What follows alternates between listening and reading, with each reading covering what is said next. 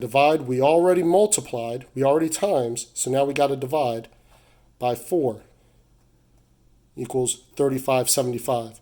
So now what you can do is you could say, look, we'll round that down just a little bit. So we can say if we had a 13 horsepower GX690, we can get 4 gallons per minute at 3,500 PSI. Okay? So if you want to take a screenshot of that, if you want to do whatever, but this is just a good way that I found. I came up with this last night on the fly, but when I was doing it in my head, all the formulas and everything, it kind of made sense and it kind of worked. So if you guys want to copy that, screenshot it, adopt it, I don't care. So we'll do another example. Okay, let's say we'll go back to this Gorlitz. Okay, so a GX630. Oh, wait a second, I'm getting ahead of myself.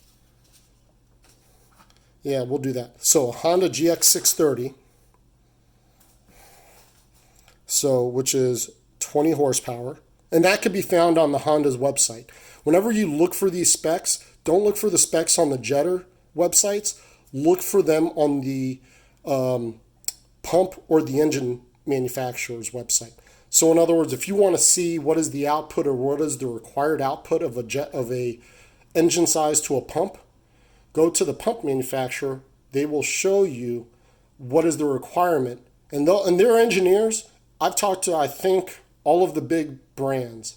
You know, General, Giant, Cat, Udor. I've talked to them all. All of their engineers are so happy to talk to us. It's funny, but it's those guys are so helpful. It's like, wow, real life person. We're talking to them, and they have so much information. It's unbelievable how much information. Those engineers are something. They really know their job. Okay, let's get back. I'm getting distracted here. You know me, distractions. Okay, so we're going to go ahead and deconstruct this Geo 4000. It's 20 horsepower engine. Okay, so we're going to say 20 horsepower. So imagine you're in the convention and someone told you this. This is how you would deconstruct it. So it's going to be times 1100. Now they told you can do 10 GPM. And you want to say, hey, 10 GPM, great. Okay, so we times, then we divide. So we times, and then we're going to divide that by 10. 2200 is the most PSI, reasonably speaking, that you can get out of it. Okay, you might get 2500, 2300, but you're certainly not going to get 3500 PSI. Now, let's go back the other way. So we have 20 horsepower, okay, times, then divide, times,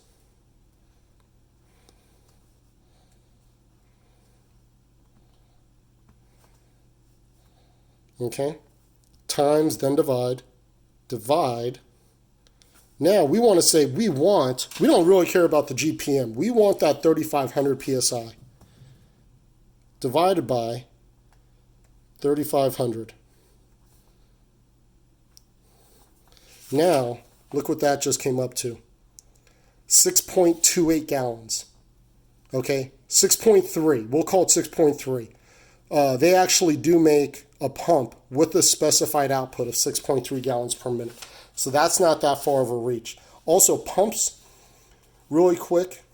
Well, hold on, let me finish this thought. So now you could see, look, how far of a cry off that is. I mean, there's not even, we could talk about gear reduction and we could talk about this and that and the third, but you are so far off in specs. If somebody spent, after taxes and everything like that, and shipping, we'll just call it 70, you know what? We'll call it $100. If you spent $100 on something because you thought you were getting something that was going to deliver and do what it says, you would have had $100 misspent, okay? Keep that in mind. Lawnmower companies got sued because they were overrating their specs. Why aren't jetter manufacturers worried about this? Because plumbers are too busy making money going to customers than to go ahead and talk to a jetter manufacturer and say, hey, what the F, over? Okay? We got better things to do. That's why I only do a video every now and again. I got better things to do. So, divide, or times, then divide. Okay? Keep this chart in mind. This will debunk, right here, this will debunk a lot of manufacturers' claims and really help you out. All right, now, this is a nozzle chart.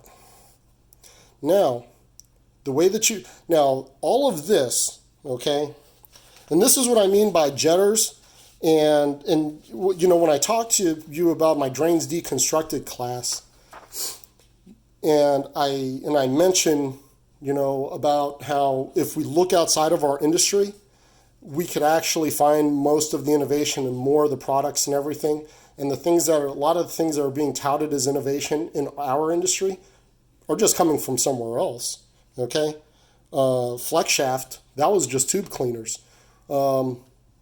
Hey, GI Industries even said that their first, the TCM 3000 was designed to clean tank barrels for an Abrams tank.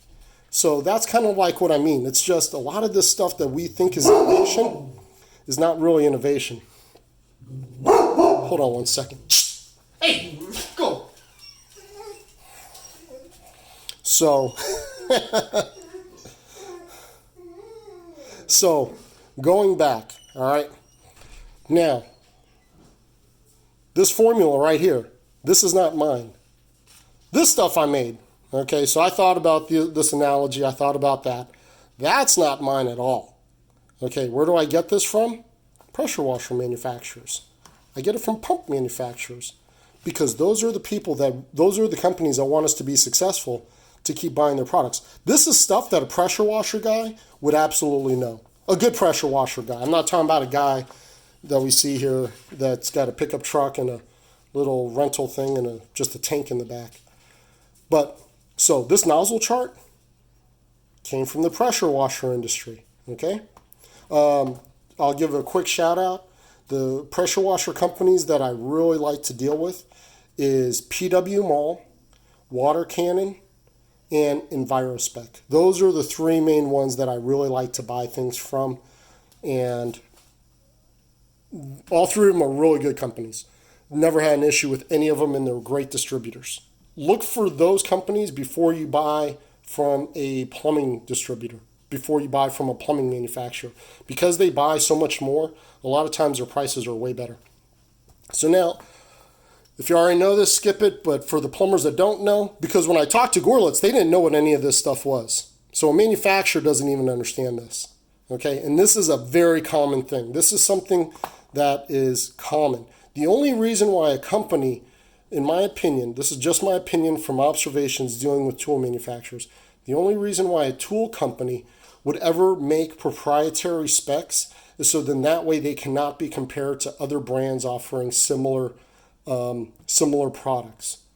So in other words, I'll use ShopVacs for instance. If you go on ShopVac's website, the actual ShopVac, not the tool, but the company, and you go and you look through their specs and their performance ratings, it actually states that it's a proprietary measurement.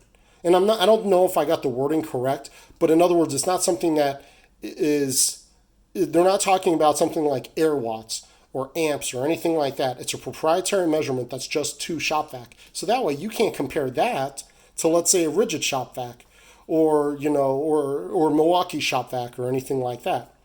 So whenever a company says, oh, it's a proprietary measurement, yeah, so then that way we cannot, as consumers, be informed about it. Just my opinion, okay? So, going back, this is a nozzle chart, okay?